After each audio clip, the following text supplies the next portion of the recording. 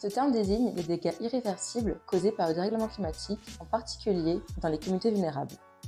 Il s'agit des dégâts dus à des événements extrêmes, comme les inondations ou les cyclones, ou bien dus à des processus de long terme, comme la sécheresse ou la montée du niveau de la mer. Les coûts des pertes et dommages sont estimés entre 290 et 580 milliards de dollars par an pour les pays en développement d'ici à 2030, et cela va jusqu'à 1700 milliards de dollars en 2050. Lors de la COP27, l'idée avait émergé de créer un fonds pour financer ces pertes et dommages, et contre toute attente, la création de ce fonds a été actée lors de la première journée de la COP28.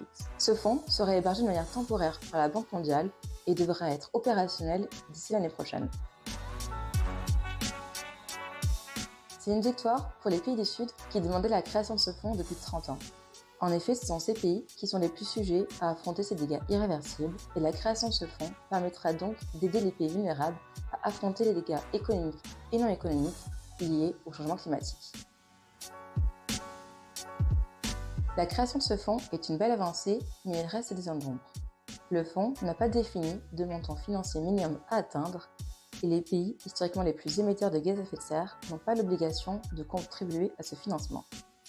Néanmoins, certains pays ont déjà annoncé leur participation à ce fonds, comme par exemple le Japon, le Royaume-Uni, les Émirats arabes unis, les États-Unis et l'Europe qui a annoncé un montant de 225 millions d'euros. On reviendra dans une prochaine vidéo sur les autres accords pris lors de la COP28.